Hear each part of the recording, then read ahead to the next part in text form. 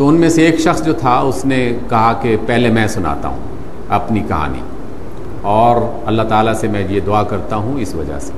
اس نے کہا کہ اللہ میں ایک چرواہا ہوں اور بکریاں چراتا ہوں۔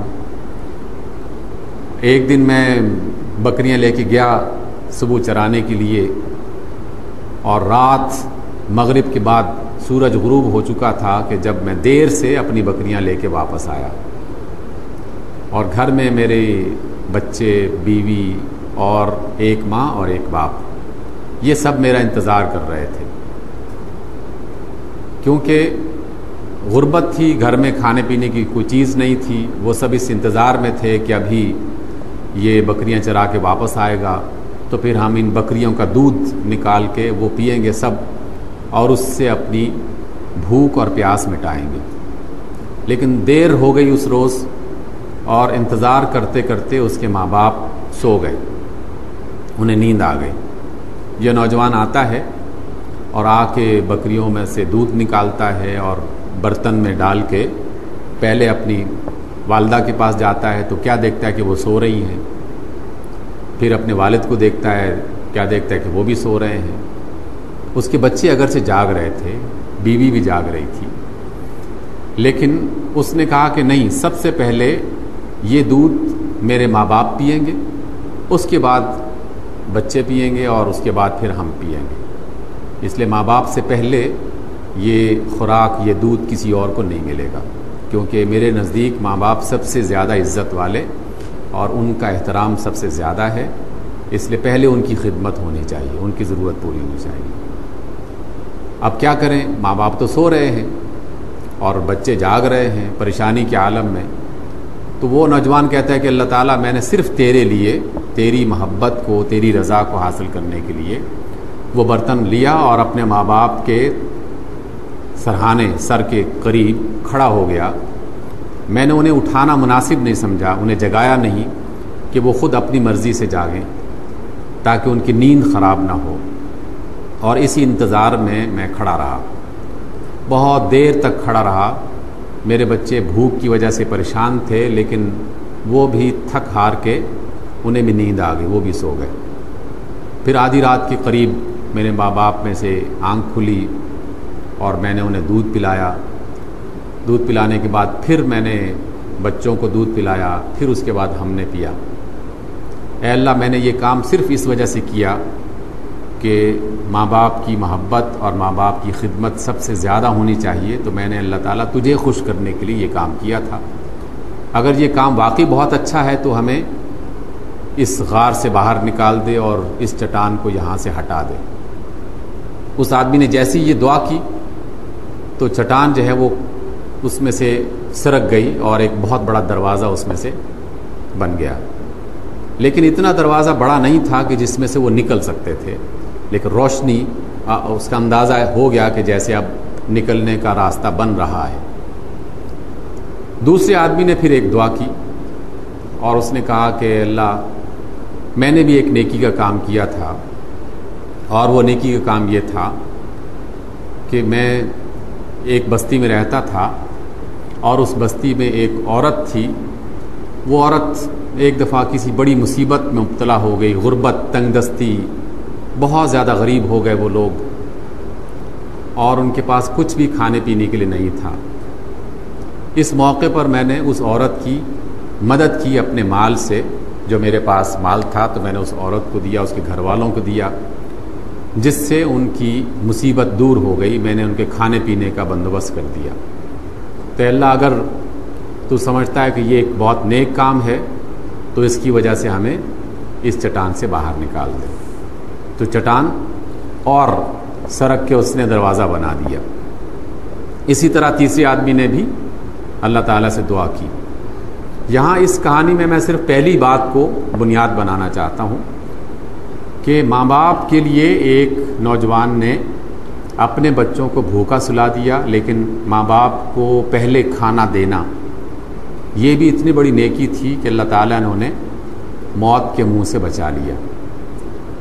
لیکن کیا موت سے کوئی شخص بچ سکتا ہے ہمیشہ ہمیشہ کے لیے؟ نہیں بچ سکتا نا، یقیناً موت سے کوئی شخص نہیں بچ سکتا۔ اس وجہ سے کہ ہر شخص نے جو بھی دنیا میں آیا ہے اس نے مرنا ہے. تو جو شخص بھی آیا ہے اس کے مرنے کے لیے اللہ رب العزت نے ایک جگہ اور ایک وقت متعین کیا ہوا ہے، جس جگہ پہ اس نے مرنا ہے اور جس وقت اس نے مرنا ہے. ٹھیک ہے نا؟ تو جب آدمی کا ایمان ہے، ہمیں اللہ نے یہ بتا دیا ہے کہ ہر ایک انسان نے اپنے وقت پہ مرنا ہے اور اپنی جگہ پہ جا کے مرنا ہے، تو پھر مسلمانوں کو موت سے ڈرنا چاہیے کہ نہیں ڈرنا چاہیے؟ موت سے نہیں ڈرنا چاہیے، اس وجہ سے کہ اگر میری موت آج نہیں لکھی ہوئی تو بس مجھے پریشان ہونے کی ضرورت ہی نہیں ہے، اور اگر میری موت آج لکھی ہوئی ہے تو پھر دنیا کی کوئی طاقت مجھے اس موت سے بچا نہیں سکتی. ہمارے ہاں آپ لوگ دیکھتے ہیں نا کہ بہت سے لوگ بہت زیادہ اہتمام کرتے ہیں، بلٹ پروف گاڑیاں آج کل لوگ خرید رہے ہیں. ہاں، بڑے بڑے پیلس بنا کے اس کے چاروں طرف جو ہے وہ آرمی کے لوگ کھڑے کر دیتے ہیں، پولیس گھیرا بنا لیتی ہے، اور وہ یہ سمجھتے ہیں کہ شاید اس طرح ہم موت سے بچ جائیں گے. لیکن موت سے تو کوئی بندہ نہیں بچ سکتا. ایک نبی تھے اللہ کے رسول جن کا نام تھا سلیمان. سنا ہوا نام آپ نے؟ سلیمان علیہ السلام. یہ ایک ایسے نبی تھے جو بہت ہی زبردست قسم کے نبی تھے. ان جیسا بادشاہ دنیا میں کوئی نہیں آیا. یعنی اتنے بڑے بادشاہ تھے کہ جن کا کوئی ہوائی جہاز نہیں تھا، لیکن جس جگہ چاہتے وہ ہوا میں اڑ کے جا سکتے تھے. ہوا کو حکم دیتے کہ مجھے فلاں جگہ پہنچنا ہے، مجھے وہاں پہنچا دو. تو ہوا کا ایک جھونکا آتا اور سلیمان کو وہاں سے اٹھا کے، یہاں سے کراچی جانا ہو، کراچی سے حیدرآباد جانا ہو، وہاں سے امریکہ جانا ہو، برطانیہ جانا ہو، جہاں بھی جانا ہو بس اٹھا کے لے جاتی تھی ہوا. اور ان کا کوئی جاسوس انسانوں میں سے اس طرح کا نہیں تھا، بلکہ پرندے ان کے جاسوس تھے. جس پرندے کو کہتے ہاں بھی فلاں علاقے میں کیا ہو رہا ہے، جا کے مجھے بتا کے مجھے خبر بتاؤ وہاں کی، تو کوے اور چڑیائیں اور پرندے اور ہدہد اور مینا اور طوطے، یہ سب ان سلیمان علیہ السلام کے جاسوس تھے. مختلف بستیوں میں جاتے اور جہاں کوئی غلط کام ہو رہا ہوتا وہاں سے وہ خبر لے آتے.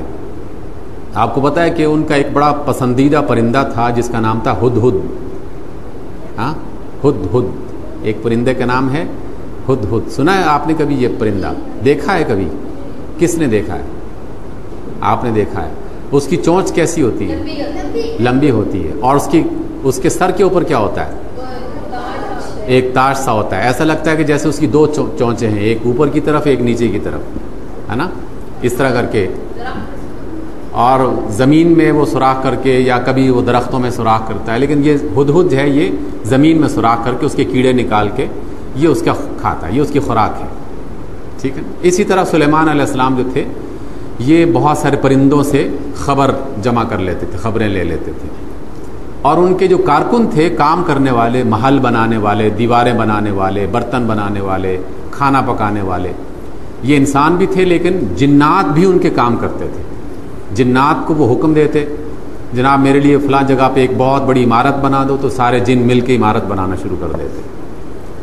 کہیں کہتے جناب اس محل کو خوبصورت بنا دو، تو وہ جنات باقاعدہ پینٹنگز بنانا شروع کر دیتے، بڑے بڑے برتن بنانا شروع کر دیتے، بڑی بڑی دیگیں بنانا شروع کر دیتے. تو سلیمان علیہ السلام کا لشکر بہت بڑا تھا. ان کے پاس ایک دفعہ ایک شخص آیا اور سلیمان علیہ السلام کی مجلس میں، اور انہی کی مجلس میں اس وقت حضرت اسرائیل علیہ السلام. اسرائیل کیا کرتے ہیں یہ فرشتے؟ جی،